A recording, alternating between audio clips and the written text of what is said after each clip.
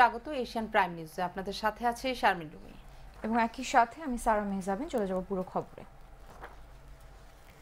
পরিবেশের ভারসাম্য রক্ষায় শিল্প কারখানা স্থাপন এবং বিশ্বের নতুন রপ্তানি বাজার সৃষ্টি করতে ব্যবসায়ীদের প্রতি আহ্বান জানিয়েছেন প্রধানমন্ত্রী শেখ হাসিনা।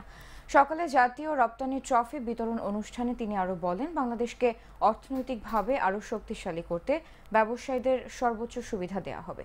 বিস্তারিত জানাচ্ছেন ইমরান হোসেন। সম্মানিত সভাপতি, বিশ্বের দ্বিতীয় সর্বোচ্চ রপ্তানি প্রবৃদ্ধি অর্জনকারী দেশ বাংলাদেশ।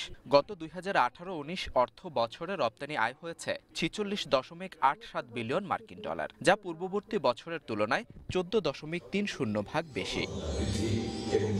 বাণিজ্য মন্ত্রণালয় ও রপ্তানি উন্নয়ন ব্যুরোর যৌথ আয়োজনে রাজধানীর বঙ্গবন্ধু আন্তর্জাতিক সম্মেলন কেন্দ্রে রপ্তানি খাতে বিশেষ অবদান রাখায় জাতীয় রপ্তানি ট্রফি 2016-17 প্রদান অনুষ্ঠান। এতে যোগ দেন প্রধানমন্ত্রী শেখ হাসিনা। অনুষ্ঠানের শুরুতেই পণ্য ও সেবা খাতে 29টি প্রতিষ্ঠানকে স্বর্ণ, 21টি প্রতিষ্ঠানকে রৌপ্য ও 16টি প্রতিষ্ঠানকে ব্রোঞ্জ ট্রফি তুলে দেন সরকার প্রধান।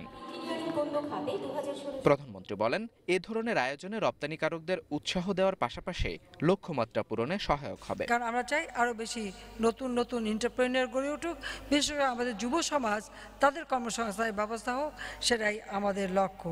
অর্থনৈতিক উন্নয়নে রপ্তানি বাণিজ্যকে সর্বাধিক গুরুত্ব দিয়ে নতুন নতুন পণ্য উৎপাদন ও বাজার সম্প্রসারণের উদ্যোগ নেওয়া হচ্ছে বলেও জানান সরকার প্রধান। আমাদের নতুন নতুন পণ্য সংযোজন করতে হবে। আমাদের পণ্য রপ্তানির ক্ষেত্রে পণ্য সংযোজনের জন্য আমাদের অর্থাৎ বহুমুখীকরণ করতে হবে।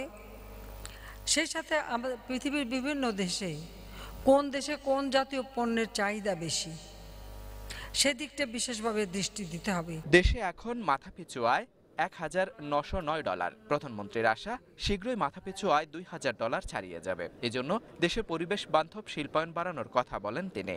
আমি একটি অনুরোধ করব আপনাদের ব্যবসায়ীদের সকলকে, যে শিল্পাঞ্চল আপনারা গড়ে তুলবেন, শিল্প উন্নয়ন করবেন, সাথে সাথে বর্জ্য ব্যবস্থাপনা এবং পরিবেশ সংরক্ষণ, এই বিষয়টার দিকে বিশেষভাবে দৃষ্টি দিতে হবে। বিনিয়োগের উপযোগী পরিবেশ তৈরিতে সরকার সবসময় ব্যবসায়ীদের পাশে রয়েছে বলেও জানান প্রধানমন্ত্রী। ব্যবসায়ীদের পাশে আছি, কারণ আমি ব্যবসা করি না, আমাদের সরকার ব্যবসা করতে আসেনি। আমরা এসেছি ব্যবসায়ীদের সব রকম সহযোগিতা দিয়ে ব্যবসা বাণিজ্য যাতে আরো সম্প্রসারিত হয়। Imran Hossain, Asian television, Dhaka. প্রতিষ্ঠা বার্ষিকীতে বিএনপিকে নেতিবাচক রাজনীতি পরিহার করে ইতিবাচক রাজনীতিকে আলিঙ্গন করতে বলেছেন আওয়ামী লীগের সাধারণ সম্পাদক ওবায়দুল কাদের। সকালে সচিবালয়ের সমসাময়িক বিষয় নিয়ে সংবাদ সম্মেলনে তিনি আহ্বান জানান। রাজধানীর সায়েন্স ল্যাবে গতকাল রাতে বোমা হামলার ঘটনায় স্থানীয় সরকার মন্ত্রী টার্গেট না হলেও এখনও হামলার আশঙ্কা করছেন তিনি। তাই দেশি বিদেশি ষড়যন্ত্রের ব্যাপারে সরকার সতর্ক ও প্রস্তুত রয়েছে বলেও জানান সেতুমন্ত্রী। বলেন, সম্প্রতি মোটর যান আইন নামে সামাজিক যোগাযোগ মাধ্যমে গুজব ছড়ানো হচ্ছে। টার্গেট নিঃসন্দেহে পুলিশ হতে পারে, যে এরা এই ছোটোখাটো ঘটনা দিয়ে তারা টেস্ট কেস করতে চাইছে বড় ধরনের কোনো হামলা করার জন্য। আসাম আমাদের একেবারেই প্রতিবেশী, নিকটতম প্রতিবেশী। কাজেই আমরা বিষয়টি পর্যবেক্ষণ করছি, তবে বিষয়টি একেবারে internal affair of India. Begum Khaleda জিয়ার মুক্তি ও গণতন্ত্রের পুনঃপ্রতিষ্ঠায় আন্দোলন জোরদার করার ঘোষণা দিয়েছে বিএনপি। বাংলাদেশ জাতীয়তাবাদী দলে বিএনপির 41তম প্রতিষ্ঠা বার্ষিকী উপলক্ষে সকালে দলটির প্রতিষ্ঠাতা জিয়াউর রহমানের মাজারে ফুল দিয়ে শ্রদ্ধা নিবেদন শেষে এ ঘোষণা দেন বিএনপির মহাসচিব মির্জা ফখরুল ইসলাম আলমগীর। এ সময় তিনি অভিযোগ করেন, দেশে গণতন্ত্র নেই বলেই সারা দেশে বিএনপির প্রতিষ্ঠা বার্ষিকী পালনে বাধা দিচ্ছে সরকার। এ সময় তিনি বর্তমান সংসদ বিলুপ্ত ঘোষণা করে নিরপেক্ষ সরকারের অধীনে নতুন নির্বাচনের দাবি জানান। আমাদের গণতন্ত্রকে মুক্ত করবার জন্য একটা নির্বাচন, যে নির্বাচন হতে হবে সম্পূর্ণভাবে অবাধ, সুষ্ঠু, নিরপেক্ষ। এবং আমরা বলেছি যে এই নির্বাচনকে বাতিল করে দিয়ে, ফলাফল বাতিল করে দিয়ে একটা নিরপেক্ষ সরকারের অধীনে একটি নিরপেক্ষ নির্বাচন কমিশনের পরিচালনায় একটি অবাধ ও সুষ্ঠু নির্বাচন হবে। আমরা আন্দোলন করছি, আন্দোলন আরো বেগবান হবে। প্রতিষ্ঠা বার্ষিকীতে বিএনপিকে শুভেচ্ছা জানিয়েছেন তথ্যমন্ত্রী ডক্টর হাসান মাহমুদ। তবে তিনি বলেছেন, বিএনপির জন্মই হয়েছে অবৈধভাবে। দুপুরে সচিবালয়ের নিজ কক্ষে এক সংবাদ সম্মেলনে তিনি কথা বলেন। জানান ক্ষমতা দখলের মধ্য দিয়ে অন্য দলের উচ্ছিষ্ট নেতাদের নিয়ে উচ্ছিষ্ট দল গঠন করেছে জিয়াউর রহমান। দলটি দেশকে কিছুই দিতে পারেনি বলে উল্লেখ করেন তথ্যমন্ত্রী। তিনি আরও বলেন, বাংলাদেশে আইএসের কোনো অস্তিত্ব নেই, তবে মাঝে মাঝে জঙ্গি সংগঠনগুলো অস্তিত্ব প্রমাণের চেষ্টা করে বলে মন্তব্য করেছেন হাসান মাহমুদ। আসামের চূড়ান্ত নাগরিকপঞ্জির বিষয়ে স্বরাষ্ট্রমন্ত্রী আসাদুজ্জামান খান কামাল বলেছেন, এটা ভারতের অভ্যন্তরীণ বিষয়, এ নিয়ে কোনো মন্তব্য করবে না বাংলাদেশ। সকালে গাজীপুরের কাশিমপুর কেন্দ্রীয় কারাগারে ৫৬তম কারারক্ষী বুনিয়াদী প্রশিক্ষণ সমাপনী কুচকাওয়াজে প্রধান অতিথি হিসেবে যোগ দিয়ে তিনি কথা বলেন। জানান, ভারত এ বিষয়ে জিজ্ঞাসা করলে প্রতিক্রিয়া জানাবে বাংলাদেশ। রাজধানীর সায়েন্স ল্যাবে পুলিশের ওপর হামলার বিষয়টি গোয়েন্দা সংস্থা ও পুলিশ বাহিনী গুরুত্ব সহকারে তদন্ত করছে বলে জানিয়েছেন স্বরাষ্ট্রমন্ত্রী।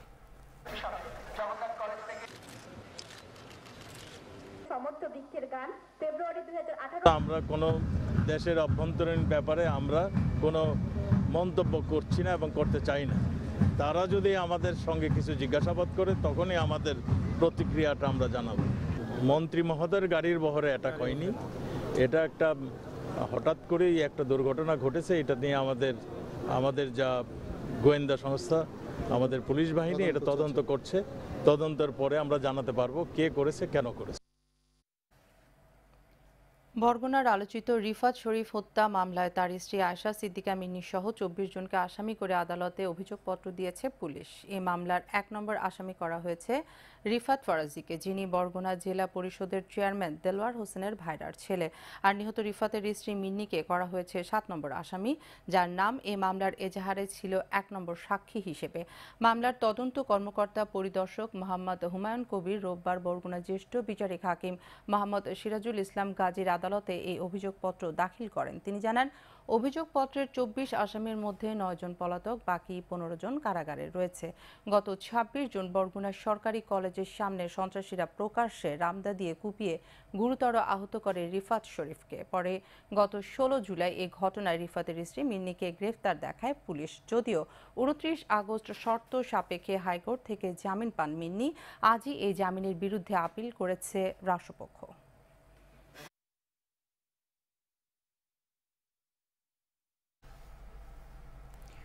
ঘুষ লেনদেনের অভিযোগে দায়ের করা মামলায় সাময়িক বরখাস্ত হওয়া দুর্নীতি দমন কমিশন দুদকের পরিচালক খন্দকার এনামুল বাসির জামিন চেয়ে হাইকোর্টে আবেদন করেছেন। আজ হাইকোর্টের সংশ্লিষ্ট শাখায় বাসিরের আইনজীবী এম জামাল হোসেন এই আবেদনটি জমা দেন। তিনি জানান, আবেদনটির ওপর বিচারপতি ফরিদ আহমেদ ও বিচারপতি এম আব্দুল মবিনের সমন্বয়ে গঠিত হাইকোর্ট বেঞ্চে শুনানি হবে। এর আগে ঘুষ লেনদেনের মামলায় গত ২৩ জুলাই এনামুল বাসিরের জামিন নামঞ্জুর করে তাকে কারাগারে পাঠানোর আদেশ দেয় আদালত। ৪০ লাখ টাকা ঘুষ লেনদেনের ঘটনায় এনামুল বাসির সহ পুলিশের বিতর্কিত ডিআইজি মিজানুর রহমানের বিরুদ্ধে গত ১৬ জুলাই মামলা দায়ের করা হয়। ফরেনসিক পরীক্ষায় ঘুষ লেনদেন নিয়ে তাদের কথোপকথনের অডিওর সত্যতা পাওয়ার পর তাদের বিরুদ্ধে এ মামলা দায়ের করা হয়।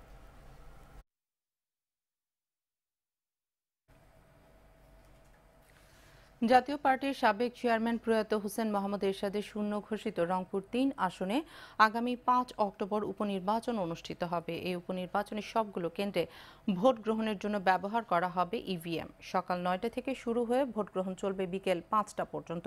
রাজধানীর আগারগাঁও নির্বাচন ভবনের মিডিয়া সেন্টারে আয়োজিত এক সংবাদ সম্মেলনে আজ কমিশনের অতিরিক্ত সচিব মোহাম্মদ মোখলেসুর রহমান এ তফসিল ঘোষণা করেন। আর ৯ সেপ্টেম্বর মনোনয়নপত্র দাখিলের শেষ সময় নির্ধারণ করা হয়েছে। এছাড়া মনোনয়নপত্র বাছাই ১১ সেপ্টেম্বর আর প্রার্থিতা প্রত্যাহার করা যাবে ১৬ সেপ্টেম্বর।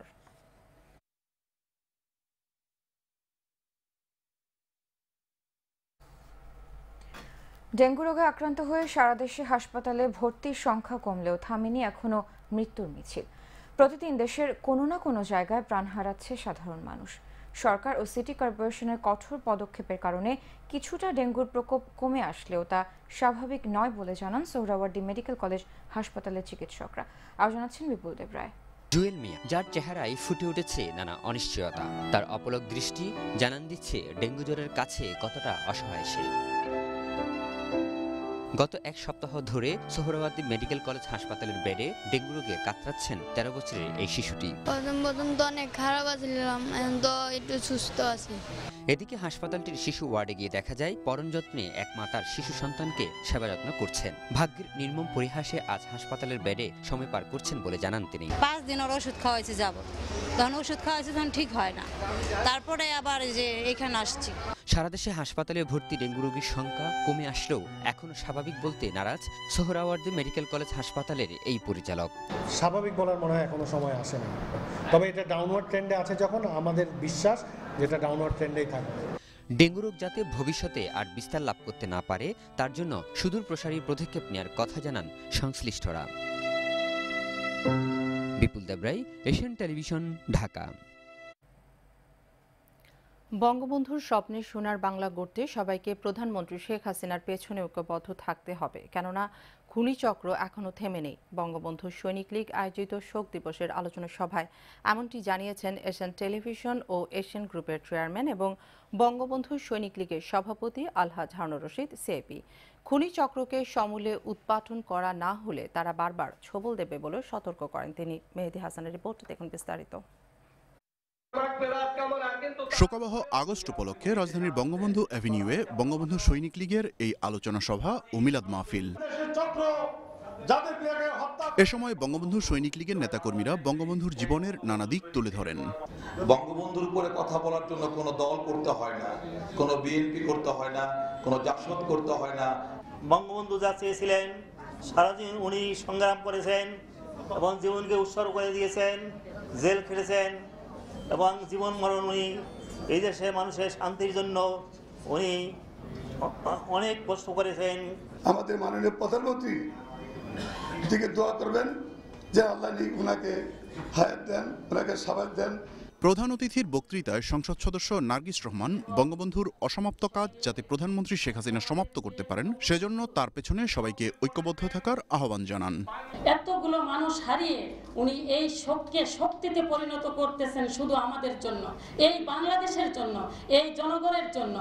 তাই আপনারা আসেন, আমরা সবাই মিলে, কারো বিপক্ষে কেউই না, সবাই আমরা বঙ্গবন্ধুর সৈনিক, সবাই শেখ হাসিনার কর্মী, আমরা কাঁধে কাঁধ মিলিয়ে সবাই একতাবদ্ধ হয়ে আগামীতে আমাদের জননেত্রী শেখ হাসিনাকে আবার আমরা ক্ষমতা আনব। সভাপতির বক্তব্যে এশিয়ান টেলিভিশন ও এশিয়ান গ্রুপের চেয়ারম্যান এবং বঙ্গবন্ধু সৈনিক লীগের সভাপতি আলহাজ হারুনুর রশিদ সিআইপি বলেন, ষড়যন্ত্রকারীরা বঙ্গবন্ধুকে হত্যা করলেও এখনও বেঁচে আছে তার স্বপ্ন। তারই কন্যার নেতৃত্বে ডিজিটাল বাংলাদেশ এখন বাস্তব। এবারের সংগ্রাম মুক্তির সংগ্রাম, এবারের সংগ্রাম স্বাধীনতার সংগ্রাম। ওই বক্তব্য না দিত, জাতির পিতা যদি দুনিয়াতে না আসতো, আমি হারুন শিল্পপতি হইতে পারতাম না, সিআইপি হইতে পারতাম না। সে যদি দুনিয়াতে না আসতো, আজকে আমরা এই দেশটি থাকতো সন্ত্রাসী দেশ হিসাবে, পাকিস্তানের পূর্ব পাকিস্তান হিসাবে। আল্লাহ তাআলা নিজের হাতে পাঠাইছে আমাদের 7.5 কোটি মানুষের জন্য জাতির পিতাকে। 15ই আগস্ট নারকীয় ওই হত্যাকাণ্ডে জড়িত বিদেশে পালিয়ে থাকা অপরাধীদের দ্রুত দেশে ফিরিয়ে এনে বিচারের মুখোমুখি করারও জোর দাবি জানান তিনি। পাকিস্তানি দালালরা এখনো চায় বাংলাদেশে পাকিস্তান করার জন্য। তো যেহেতু আমরা মুক্তিযোদ্ধা, আমাদের জীবিত থাকা পর্যন্ত এই দেশ কোন রকমে পাকিস্তানের চিহ্ন রাখবো না। আমি মাননীয় প্রধানমন্ত্রীর কাছে আকুল আবেদন জানাই, 15ই আগস্টে যারা জাতির পিতাকে হত্যা করেছে, জাতির পিতার ফ্যামিলিকে হত্যা করেছে, তাদের যে বিচার করেছেন সেই বিচার খুব সুন্দর হয়েছে। যারা বাইরে আছে তাদের জন্য আপনি চেষ্টা করে আমরা জীবিত থাকতে দেখতে চাই। আল্লাহর কাছে দোয়া করবেন মাননীয় প্রধানমন্ত্রী এবং তার পরিবারের সকলকে, এবং 4 নেতা জেল হত্যা 21শে আগস্ট, তাদের জন্য দোয়া করবেন, তারা যেন ব্যস্ত নসিব হতে পারে। আওয়ামী লীগ ক্ষমতায় রয়েছে বলেই পাকিস্তানকে ছাড়িয়ে বাংলাদেশ আজ উন্নয়নের রোল মডেল বলেও উল্লেখ করেন আলহাজ হারুনুর রশিদ সিআইপি। মাননীয় প্রধানমন্ত্রীর ইতিহাস বলতে গেলে অনেক কিছু আছে, এটা শেষ করা যাবে না। ডিজিটাল বাংলাদেশ অর্জন করেছে, ঘরে বসা মোবাইলে আমেরিকা কথা বলতেছে যে গ্রামের ভিতরে রাস্তা এবং টিভি, ফ্রিজ, ওভেন সারা 16 কোটি মানুষের ঘরে পৌঁছে গেছে। কার দ্বারা হয়েছে? মাননীয় প্রধানমন্ত্রীর দ্বারা। সারা বিশ্বের ভিতরে পাকিস্তানে, ইন্ডিয়াতে, শ্রীলঙ্কাতে যতগুলো দেশ আছে এশিয়ার ভিতরে সবে বলে বাংলাদেশকে ফলো করো। সংসদে মেহেদী হাসান, এশিয়ান টেলিভিশন, ঢাকা। নিচ্ছি বিরতি, ফিরছে একটু পর, আমাদের সাথেই থাকুন।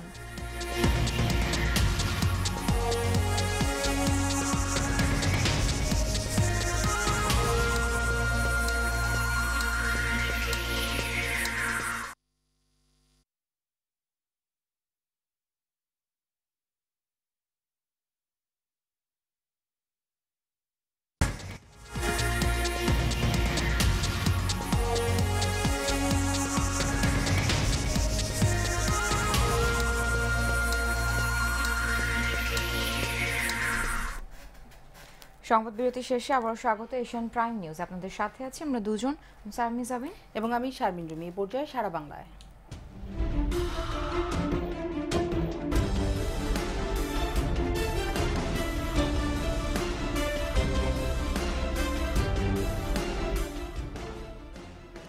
পুলিশের সাথে বন্দুকযুদ্ধে মারা গেছে রোহিঙ্গা ডাকাত নূর মোহাম্মদ। টেকনাফের হিলা ইউনিয়নের ৯ নং ওয়ার্ড যুবলীগ সভাপতি মোহাম্মদ ওমর ফারুক হত্যার প্রধান আসামি সে।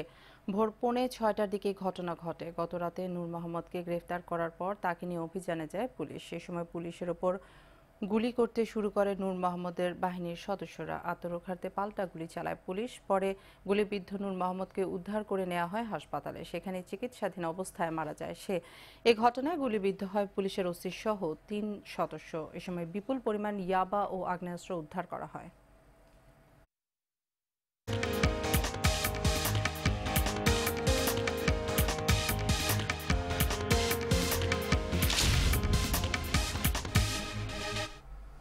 এবার আন্তর্জাতিক সংবাদ। যুক্তরাষ্ট্রের টেক্সাসে বন্দুকধারী শ্বেতাঙ্গ হামলাকারীর এলোপাতাড়ি গুলিতে মারা গেছেন 5 জন। ঘটনায় গুলিবিদ্ধ হয়েছেন আরও 21 জন। শনিবার এ ঘটনা ঘটে। স্থানীয় সময় বিকেলে পুলিশের একটি চিঠি বহনকারী গাড়ি চুরি করে ওই সন্দেহভাজন ব্যক্তি। এরপরই গাড়িটির ভেতর থেকে মিডল্যান্ড ও ওডেসা শহরে হাইওয়েতে এলোপাতাড়ি গুলি ছোড়ে সে। এতে 3 নিরাপত্তা সদস্য সহ পথচারীরা আহত হন। পরে একটি মাল্টিপল সিনেমা কমপ্লেক্সের পার্কিং লটে তাকে গুলি ছুড়ে ধরাশায়ী করে পুলিশ।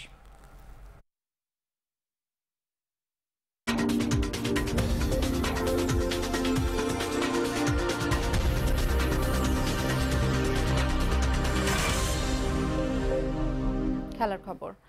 একমাত্র টেস্টের আগে 2 দিনের প্রস্তুতি ম্যাচে বাংলাদেশের বোলারদের কঠিন পরীক্ষা নিলেন আফগানিস্তানের 2 ওপেনার এহসানুল্লাহ ও ইব্রাহিম জাদরান। তাদের হাফ সেঞ্চুরিতে বিসিবি একাদশের বিপক্ষে একমাত্র প্রস্তুতি ম্যাচের প্রথম দিন শেষে আফগানিস্তানের সংগ্রহ 6 উইকেটে 242 রান। সফরকারীদের দারুণ শুরুতে ছন্দপতন ঘটান বিসিবির স্পিনার আলামিন। চট্টগ্রাম টেস্টের আগে 2 দিনের প্রস্তুতি ম্যাচে টস জিতে ব্যাট করতে নামে আফগানিস্তান। এহসানুল্লাহ 62 ও ইব্রাহিম 52 রানে রিটায়ার্ড হার্ড হয়ে মাঠ ছাড়েন। এরপর আলামিনের স্পিনে সফরকারীদের প্রতিরোধ ভাঙে। বিসিবি একাদশের স্পিনার 4 উইকেট নিয়ে দিনের সেরা বোলার। দিন শেষ হবার আগে আফসার জাজাইকে নিয়ে অপরাজিত 13 রানের জুটি গড়েছিলেন অধিনায়ক রশিদ খান। তিনি অপরাজিত আছেন 6 রানে, 20 রানে খেলেছিলেন আফসার।